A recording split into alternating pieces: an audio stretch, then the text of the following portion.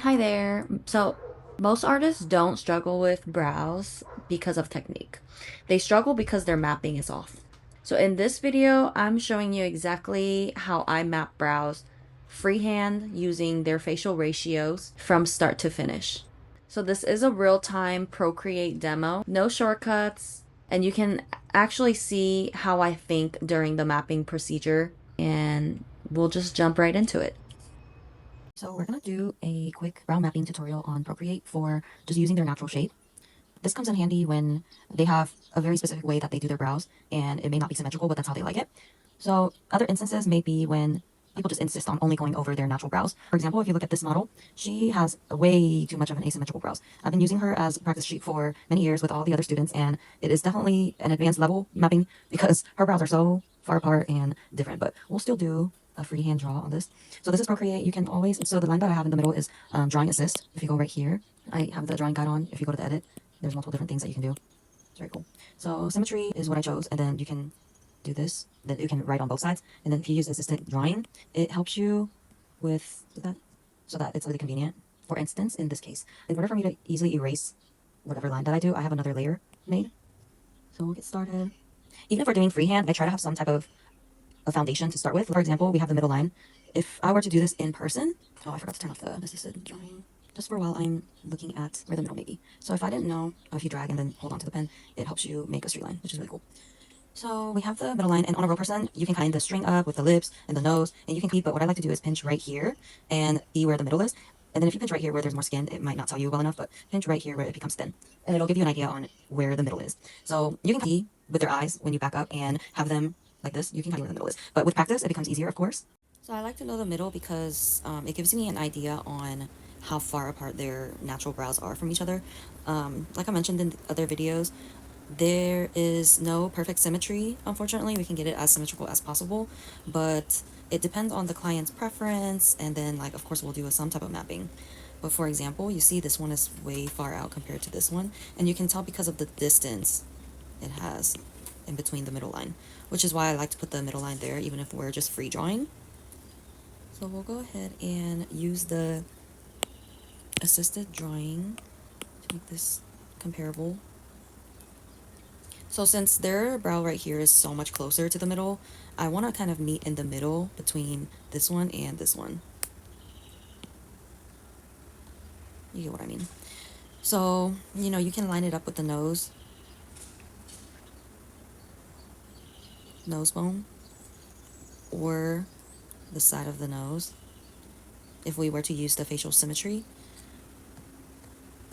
But what I like to make sure is just making sure that it's balanced on both sides, as much as possible, unless the client just wants us to go over the natural brows only.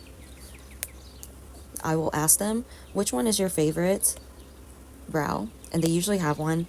Let's say this client said this one is their favorite. So then I'm going to do this side first, and then try to match this side with this side. Let's see. So if I were just to free draw the same thing,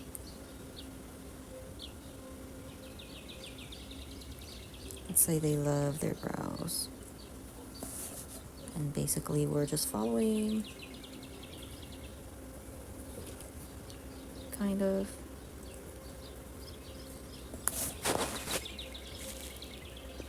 So you get the gist. And then if you look at this side, it is definitely not the same as if we were to follow the natural shape of this brow. And of course we're not done here. We're going to, like, if this was a real client, I would try to match it closer to their, if that's what they want, right?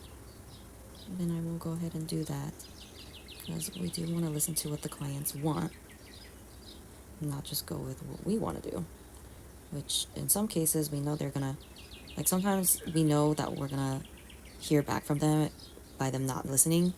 So in those cases, you try to be as like accommodating as possible without being a pushover, because if somebody wants brows that are like this just because their brows look like that, I am going to talk them out of it. But anyway, you can see it's very different from this side. So if I were to try, like, be completely symmetrical, which in a lot of cases in real life this is kind of a reality, just not this intense, because that is crazy. So anyway, what I would do realistically with this brow is, let's get rid of the assistant guiding. So like I said, I would meet in the middle. So I would say like right here and right here. And I would just kind of look at the distance, you know, like I feel like this is fatter right here. So maybe go a little bit further, like this.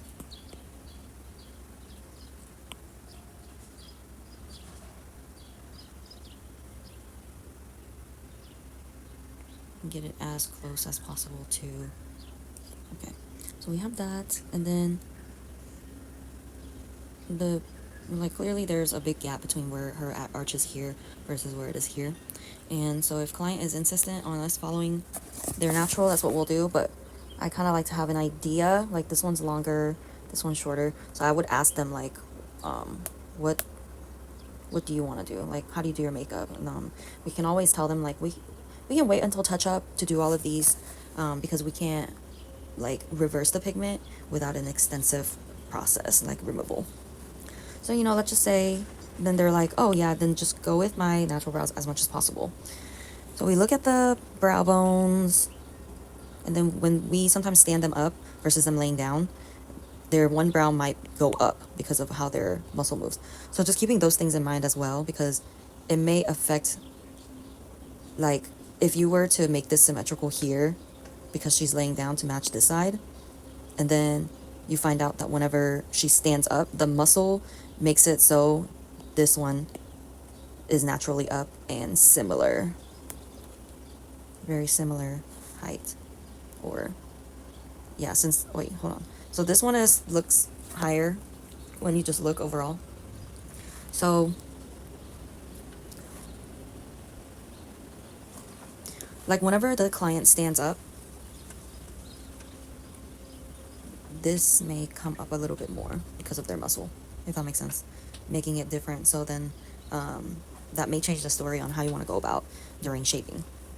So let's just go with their natural. And I'm going to use like a, oh, like a regular, what the hell happened? Oh, with like a regular brown that we may use. So I would just go ahead and follow the natural brows. Let's just say she just literally wants to do the permanent makeup over the natural, right?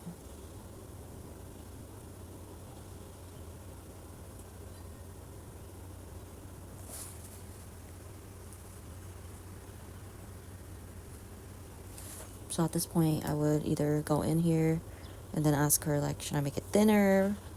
She'll be like, yeah, okay, let's do that.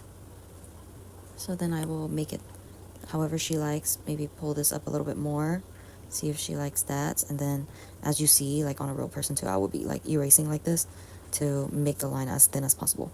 And seeing this line, I'm going to make the brows shorter just to try to match. And then on this side, oh, and then you would just keep going with the process of erasing to make it as thin as possible, ideally the same size as your needle configuration. Like this, for example, like this would be like a 3RL or 1RL size, versus like right here, this line would be like a, I don't know, like 5-7RL. So we want to make it as thin as possible. The outline being thin is pretty important. I'm going to erase to make it however she likes it, you know, make sure it doesn't look crazy. Whatever. You get the gist. So we'll go ahead and do that. Make it look good.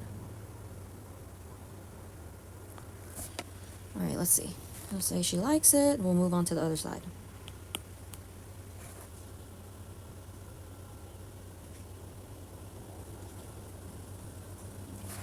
That looks crazy.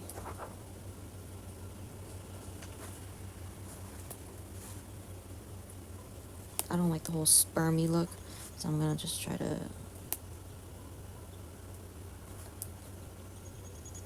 meet kind of in the middle.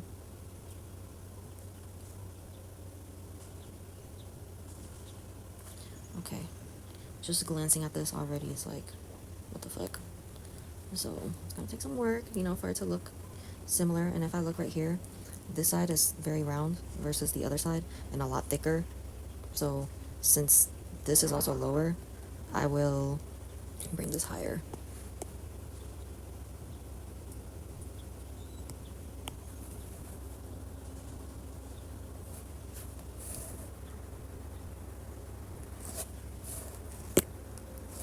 And then bring this higher.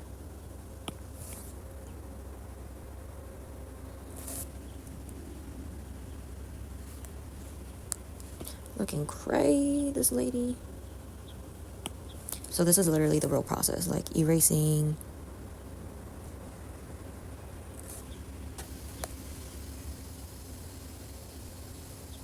Right? It just looks crazy. Because if I were to go all the way here, I mean, I guess. Okay. So let's try that. So those of you who's like, oh, I suck at brow mapping, it really depends on the person, even for me now. Because I'm not just into like putting on any sticker brows, like same brows on every person. I know some people that's their signature and, you know, that's their thing. But I like to work with their natural shape as much as possible. Okay, thin, very thin. And then I'll like do little areas and then see how that looks. Okay, maybe I should pull up since there's some space between our line and the client's natural brows. And this is really what I do. Like, I will erase if I need to from the bottom to give it a new shape. So then I don't have to like erase anything. Okay. I'm starting to be okay with it. Maybe erase that a little bit, erase that a little bit. And then I don't like how this is like, whoop. So I would like erase as much as I can.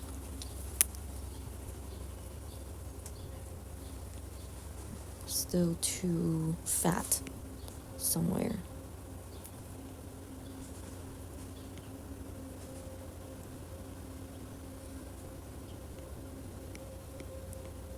Still too fat.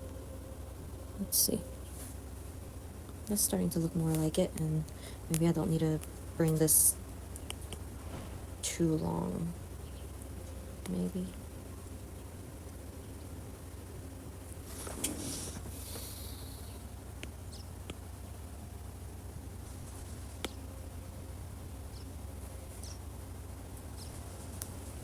And then bring this up more.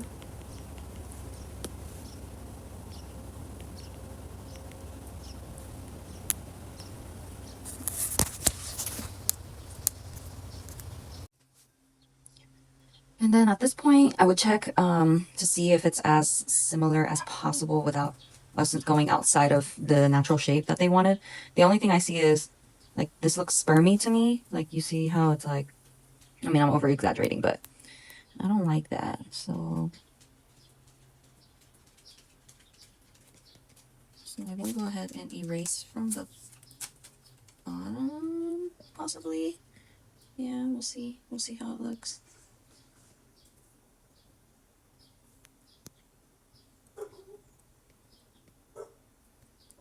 And then see how that looks. A little better. But yeah, I will just, at this point, I would make the client get up. If they like it, go look in the big mirror. And then I would look, like, for example, I just caught, like, this is obviously fatter than this side. So I would adjust that. And then I don't like how flat this goes. So I would probably adjust that by trying to, like, erase from the bottom first. And then when you can't get thinner anymore, then you can add on the color from the top to make it softer. And then keep going. It still looks kind of flat, so we want to give it some dimension. Oh, this is thick. And then again, I would erase from the bottom. Or the top if I need to.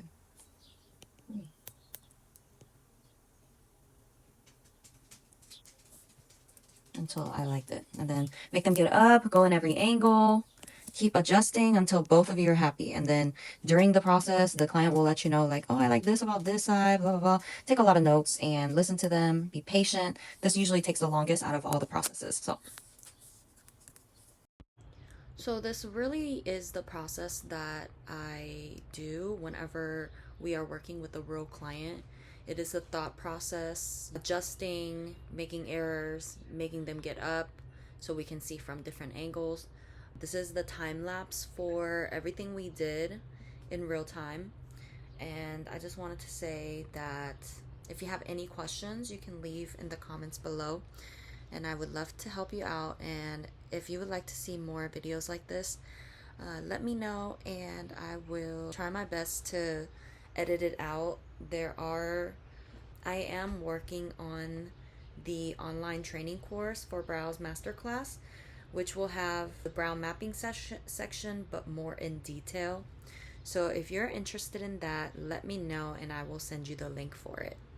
All right, thank you.